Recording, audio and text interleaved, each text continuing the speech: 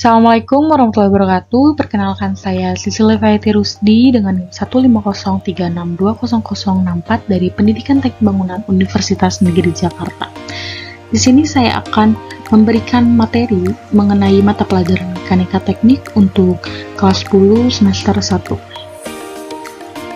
Pada kesempatan kali ini saya akan memberikan materi mengenai yang pertama ada elemen struktur, lalu yang kedua ada faktor yang mempengaruhi struktur bangunan, lalu yang ketiga ada macam-macam gaya struktur bangunan. Yang pertama yang akan dibahas itu adalah mengenai elemen struktur.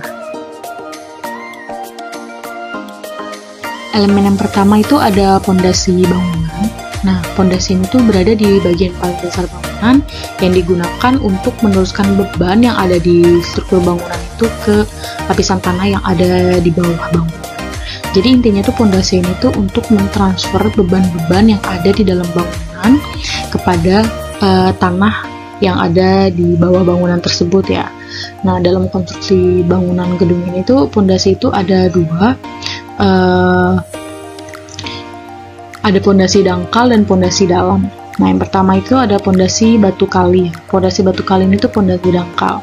Dimana tuh biasanya untuk rumah satu tingkat ini tuh biasanya menggunakan pondasi dangkal aja, seperti pondasi batu kali. Nah, untuk bangunan rumah yang akan digunakan itu misalnya 2 lantai lebih, itu pasti di setiap kolom utamanya itu tuh digunakan pondasi dalam. Contohnya seperti ini ya, pondasi telapak.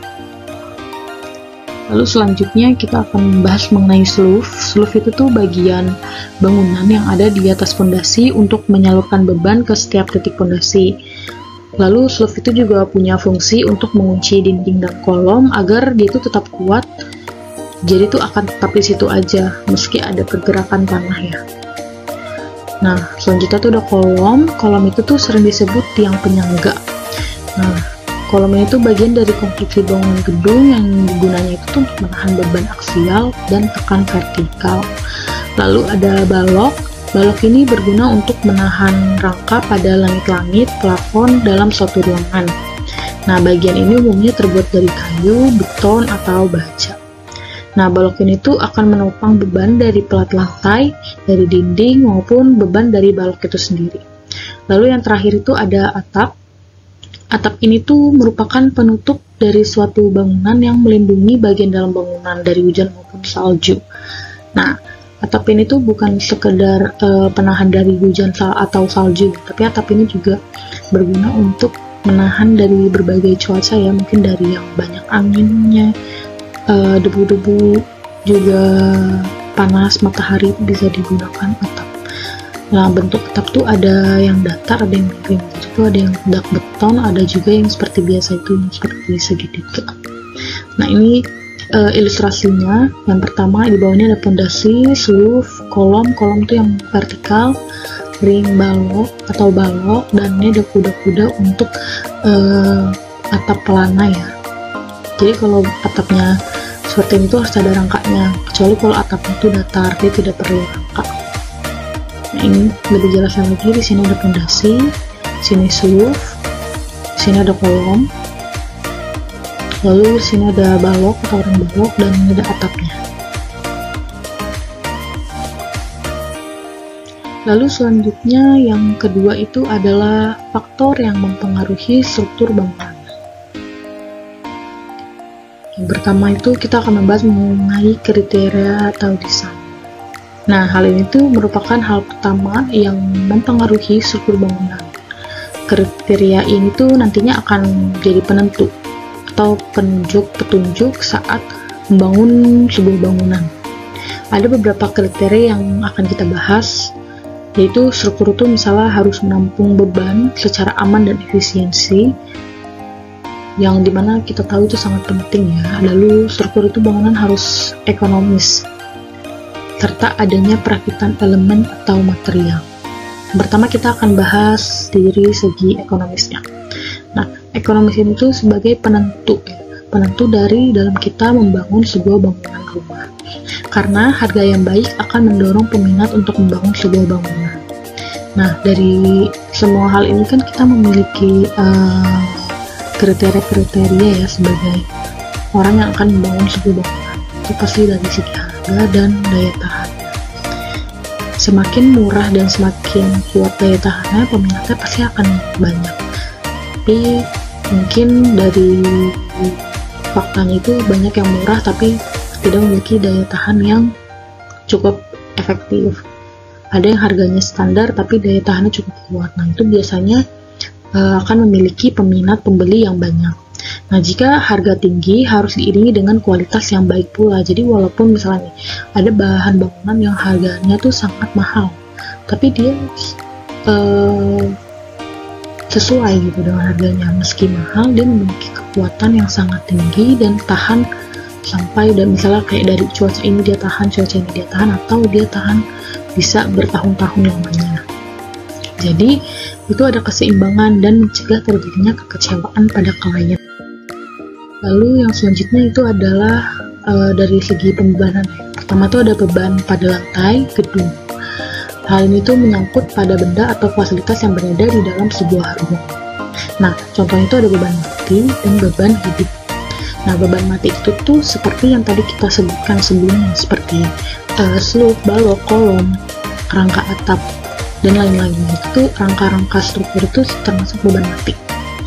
Seperti pelap lantai, dinding, nah itu tuh beban mati. Karena itu tidak bisa dipindah-pindahkan. Dia akan tetap ada di situ. Nah, kalau beban hidup itu tuh seperti furnitur, penghuni, dan orang-orang yang akan mengisi ruangan tersebut. Nah, kalau beban hidup itu bisa dipindah-pindahkan seperti furnitur bisa digotong dan didorong-dorong kemana-mana. Dan seperti orang tuh tidak akan menetap, dia akan berjalan kemana-mana. Nah, itu termasuk beban hidup. Lalu selanjutnya ada beban di atap bangunan. Seperti yang saya bilang tadi itu, beban atap bangunan tuh misalnya atapnya itu pelana, habis itu memiliki ukuran standar tersendiri. Lalu yang terakhir tuh ada beban gempa dan beban angin. Nah, digunakan sebagai beban tambahan untuk meminimalisir kerusakan bangunan. Nah, ini tuh tambahan beban yang diberikan ke calon bangunan yang akan dibangun untuk meminimalisir adanya kerusakan bangunan jika terjadi hal-hal yang tidak terduga. Contohnya seperti gempa bumi atau angin puting beliung atau yang lainnya. Lalu yang selanjutnya, yang ketiga, ada macam-macam gaya struktur pada bangunan. Struktur bangunan itu memiliki beberapa macam gaya. Setiap gaya ini selalu berkaitan dengan timbulnya regangan dan tegangan. Tidak semua merupakan proses yang normal demi bisa mendapatkan struktur bangunan yang kokoh. Yang pertama itu ada gaya tarik. Gaya ini tuh memiliki kecenderungan untuk menarik elemen tersebut, bahkan hingga elemen tersebut terputus. Nah, kekuatan tarikan itu tergantung dari berapa luas penampang elemen atau material yang memang digunakan. Biasanya elemen yang mendapatkan gaya tarik mempunyai kekuatan yang tinggi. Nah, contoh ilustrasi dari gaya tarik itu seperti ini. Misalnya ada sebuah elemen di tengah-tengah dan elemen itu memiliki gaya tarik keluar dari elemen tersebut. Jika elemen tersebut memiliki kekuatan yang tinggi, dia tidak akan sampai terputus. Tapi kalau dia kekuatan rendah, elemen ini akan bisa sampai terputus. Lalu yang selanjutnya ada gaya tekan. Gaya tekan itu tidak seperti gaya tarik yang memang hanya melepaskan saja. Gaya tekan itu cenderung memberikan hasil akhir tekukan atau bahkan kehancuran elemen. Elemen dengan bentuk lebih pendek akan hancur, namun elemen yang lebih panjang sering mendapatkan hasilnya itu menekuk dibandingkan hancur. Nah, ini ada ilustrasi dari gaya tekan. Ketika di sini ada elemen diberikan gaya tekan mengarah kepada elemen. Ketika elemen tersebut pendek, maka elemen ini akan menjadi hancur. Tapi jika elemen ini panjang, maka hasil yang sering didapatkan itu menekuk. Nah, kenapa dia bisa menekuk kalau panjang? Karena elemen panjang itu tidak dapat memikul beban tekanan yang diberikan, jadi dia akan menekuk. Lalu selanjutnya ada gaya lentur. Gaya lentur itu gaya dalam struktur bangunan yang selanjutnya bisa menjadi lentur karena akibat adanya beban transversal. Nah, jika Jika ketika ada gaya lentur, terdapat pula aksi tekan dan tarik. Biasanya tegangan tarik dan tekan berada dalam satu garis tegak lurus pada permukaan elemen. Lalu selanjutnya ada gaya geser. Gaya geser adalah kondisi saat ada aksi gaya berlawanan yang menyebabkan salah satu bagian struktur bergerak secara tiba-tiba ke bagian terdekatnya. Tegangan gaya geser akan timbul dalam arah tangensial ke permukaan yang tergelincir. Biasanya gaya geser muncul pada material konstruksi bangunan rumah seperti balok. Nah, contoh dari animasi gaya geser itu seperti ini. Dia akan memiliki gaya di sini, gaya di sini, dan akan timbul gaya geser. Lalu torsi, secara harfiah torsi itu adalah puntir, momen puntir yang bisa muncul dari berbagai macam kondisi. Puntir ini layaknya tekanan memutar, tapi di satu titik itu saja, tidak bergerak ke titik yang lain. Ketika ada gaya puntir, muncul tegangan tarik dan tekan secara sekaligus. Selanjutnya ada gaya tumpu.